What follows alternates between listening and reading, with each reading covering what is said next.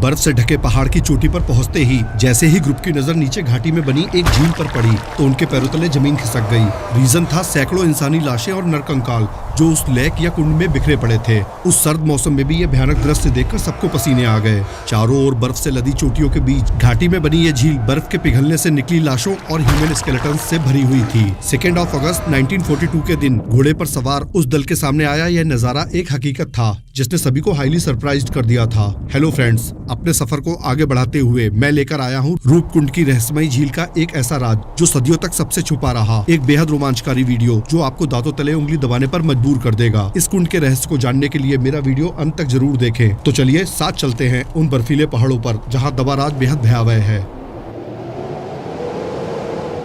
रूपकुंड झील भारत के उत्तराखंड के चमोली जिले में है, जो इस झील में सैकड़ों की संख्या में मानव कंकालों के पाए जाने की वजह से प्रसिद्ध है। समुद्र तल से 5029 मीटर की ऊंचाई पर स्थित इस झील को स्केलेटन लेक भी कहते हैं। यहाँ पाए जाने वाले मानव कंकाल सैकड़ों वर्ष पुराने हैं और आज भी वैज्ञानिकों के लिए एक अबूझ पहेली। ब्रिटिश इंडिया के अंतर्गत पूरे देश का सर्वे और नक्शे बनाने का काम लगातार चलता रहता था। हिमालय के पहाड़ों और घाटियों को नक्शे में दर्ज करना हो या वहाँ पाई जाने वाली फ्लोरा और फौना हो, सब कुछ ब्रिटिशर्स द्वारा डॉक्यूमेंटेड किया जाता था। जैसा कि मैंने नालंदा यूनिवर्सिटी वाले वीडियो में भी बताया है। ब्रिटिश कालीन एक फॉरेस्ट रेंजर जो कि एक इंडियन था उसी ग्रुप में शामिल था जो अभी अभी लाशों से भरी झील देखकर आया था। चारों ओर कंकाल, हड्डियां और ह्यूमन स्कल फैले हुए थे। यहाँ तक कि कुछ कंकालों पर फ्लैश भी था और ये ताजा महसूस होती थी। रीजन था ज्यादातर समय बर्फ से ढके रहने के कारण ये सारी बॉडीज प्रिजर्व थी और अभी तक डिकम्पोज नहीं हो पाई थी। ये हड्डियां सिर्फ झील में ही नहीं बल्कि बर्फ में चारों ओर फैली हुई थी। अब जो सवाल आपके मन में उठ रहा है वही सवाल उस ऑफिसर के मन में भी उस समय आया होगा। आखिर ये सारे स्केलेटन यहाँ कैसे आए? क्या किसी नेचुरल डिजास्टर की वजह से ये लोग यहाँ मरे थे या यहाँ कोई वॉर लड़ा गया था? ये लाशें आखिर किसकी थीं और इस बर्फ से बने कब्रिस्तान में कब से थीं? और सबसे बड़ी बात, अब तक इनके बारे में किसी को पता क्यों नहीं चला? इन सवालों में से कुछ के जवाब तो आज तक किसी को नहीं पता है। संभावनाएं और अटकनें कई लगाई गई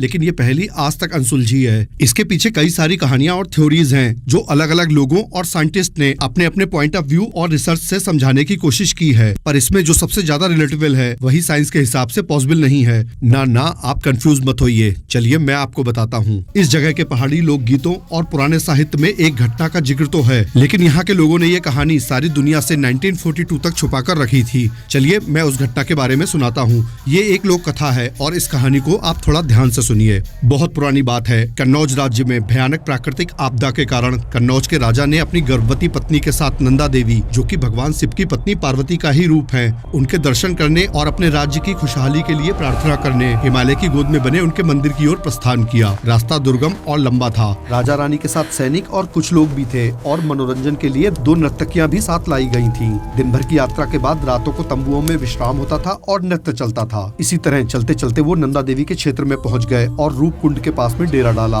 और यहीं से सब कुछ बदल गया। भोजन के बाद नृत्य हुआ और यही बात माँ नंदा देवी को अप्रसन्न कर गई। अगले दिन यात्रा के दौरान रानी को प्रसव पीड़ा हुई और उन्होंने एक बच्चे को जन्म दिया। ये घटना उस पवित्र स्थान की मर्यादा के विरुद्ध मानी गई जिससे देवी का क्रोध भड़क उठा। कहा जाता है कि इसके बाद एक भयानक बर्फीला तूफान आया। आसमान से बड़े बड़े ओले और पत्थर बरसे जिसने राजा, रानी और उनके साथ आए सभी लोगों को वहीं खत्म कर दिया। कुछ ही पलों में पूरी टोली बर्फ के नीचे दफन हो गई। समय बीतता गया और उनकी लाशें झील की तलहटी में जमा होती गईं। बर्फ की परतों ने उन्हें ढक दिया और यही कहानी पीढ़ी दर पीढ़ी लोक गीतों में जिंदा रही। हर 12 साल में निकलने वाली नंदा देवी राजजात यात्रा भी इसी परंपरा से जुड़ी मानी जाती है। हिमालय के स्थानीय लोग इस कहानी को पहले से जानते थे लेकिन ये बात दुनिया से छुपी रही। 1942 में जब एक फॉरेस्ट ऑफिसर ने इन कंकालों को देखा तो पहले उसे लगा कि शायद ये सेकेंड वर्ल्ड वॉर से जुड़ी हुई कोई घटना है, लेकिन जल्द ही स्पष्ट हो गया कि ये अवशेष कहीं अधिक पुराने हैं। आजादी के बाद 1955 में एक नई टीम यहाँ भेजी गई। तब तक झील का स्वरूप बदल चुका था, बर्फ पिघल चुकी थी और हड्डियां बिखर चुकी थी।